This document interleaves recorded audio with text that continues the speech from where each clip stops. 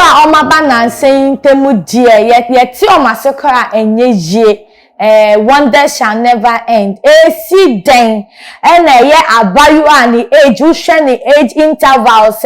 be can call 15 years to 18 years say no what TST odomu what pa she odomu say obi aso na se ana obi asi ni form say ye na busuafo ne maame say Ghana man nyina agini tum say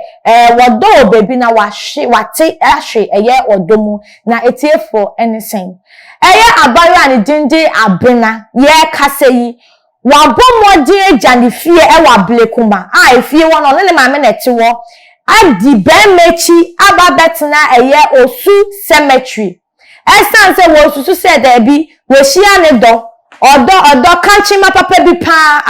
wono no se I want me focus on ne bra so biem ni school sem so biem na juma so biem ti wono no obomodi abedi be ma ne chi mo abetna wo te cemetery wo chese ni name no ne botaya ne se wo mu di wodo wo wodo wenya wodo odo ma ne ntimi ndwen papa biem na tiefo abayo abene yi wono ankasa babekasa ne botaya wono edit cemetery wo eni fa won fa won eni ni odo fa na ni ababedru no wo de abetuja yenkohwe video ni mba me ba ifoma ba me boy ni che ne ma me eti ablekuma yemi she slow mumbai me chisa I first no dia na me slow by se ade ntunda first day na me by me na enti se by na me slow me ka che ne se yenkofi by o say hayana on so your better na me si I na me slow pa ba o ka che me se me ma me slow na me so me wu hayana e ba be si no ti me ma me slow na me ka che ne se if number sorry be di mechi o se obia en sorry en ma menchenti be momo wu omko omuni ase bio twan sunya kodo na metina if say no ye agreement me kan che ne se yanko nti ebo ambe form ho no en afide I say do bisa no ha se ya yesu na me ka che se ne yanka yanko tena ni mu homo na ma yanko tena ho Mrim na yeko absent na yeko da ebusiafo se we die yesi we die agini kwaku anum ono ankasa pemu na ankasa se boy wonu ankasa na odi nsem atudwa se abrantie na wodi na chi ababet na ye wo su cemetery wonu ankasa ya na eboni hu wonu ankasa no eto de bia otimi kasa wo mobomoden ankotena anim wo kakra se ne ebe ya rechechire beba esanse cemetery wono su se nsamanfo no be sorry abebone so wodo efia ni peni be ma no so abomodian akansem abonadwen kase esanse wo susu se nsamanfo do mawu wupa do mawu omo awodin wo bru bi bru nkrofo anka omo enko shefom wo enti on feel free na ho ni mu bia yese wo mu di no wo mu ntimi enfa enhihye so na etie for on a more serious note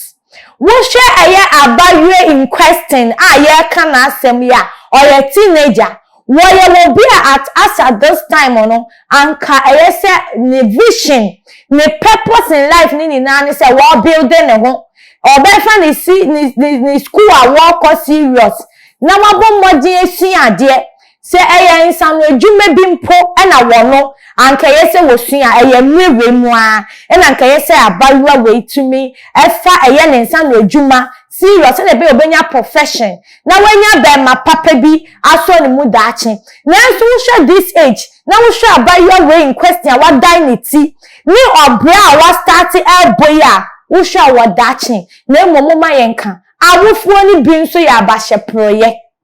share yes train the child the way they should go say nya wo muni they shouldn't depart from it awufuo ni bi sori amu ditimudesha ombadodo na menko ame baba ako enti no akola na ya ade a wonka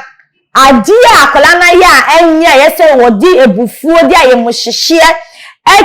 discipline abofan say no be hu say nya wo ye na enye say ne be ya ne life na be in order and accuracy no there be sa awofo ne eye jai amejai kwesi jai asa ukobu obi ba o se yembu obi ba enemrema ye wei eye ni biaba enti yembo enti amambufa no chese obi ntia wo mti asoode no se wo kase wo ya asoode mpa na asoode na traputo afa awofo no wo bia ntumi enka eye na asem bia mti se abaywa we sa na akwakoye sanse abaywa we nya abaywa oyese wo tihwi odomu serious timi kwatena cemetery all because of we say wo da odomu bayen show se wo kofu di eye abrante ye chi a eye ade ebeboa no esna se wo a woni nsanu ejuma won so a school yi me ye sure say by now why ni tinwi nkire se obi a wo ko school asat now na ne dachi anything na abrante ene dey na wati ahwe ni domu ene dey no so do yembusa se wo china no se kobasa abrante yi so ye so ni freni 9 bibi strength na wo tobo o chine bi so no ubomodi ade na chi da cemetery na wo nsiesie wa brabo one build wa brabo se na ye se wo si building ni sifa na se wo no ni beye yi a ususu se wo na unya mrema no westi wo mre wo ne so ni ko da cemetery no ni 9 besi bibi so a wo be ka wo o fiance wo ko hwehwe fresh girl fiance wo ko hwehwe oba na adwu wo fie fiance wo ko hwehwe oba wenja breme biechi wendi breme biechi ankoda cemetery na mo oba wo timi building ne ho emra na eyese wo building ne ho no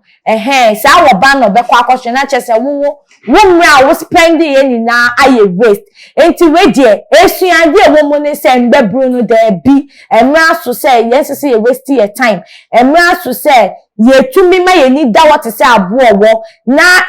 age bi wo wa yetumi edi siesie ye ho di siesie ya brabo esanse sa mre no ye de koye mpena sem ye de koye anyonko sem ye de koye this time dem e bo me bra ye benu ye ho daachi na afen so awofo na ye se na mdi kan bo nsem so no ye mfa edimia ne eni edin entity ye ba se ne be ya wo omunyi a edu age bi se ne abayo abene wasru yi ye betumi abo wo mo so na etefo ensem wei aha ena me ma me kwana me di mo asi wadwen kire wo mo ene sen bo mode agya wadwen kire ewo ho emaye ewo ye comment section subscribe to Too Margin H every day kase se na dwumedi bi ebedi no amonu mu wona na won so won setimi asubi so no wetumi a kire wadwen se na wo si epe no like and share me promote eye channel way ene dey so eye Mercy Cow ba ko pe na me din kita won ye beso mo aha na me di mo besi da se ne ye besan ehia makawam.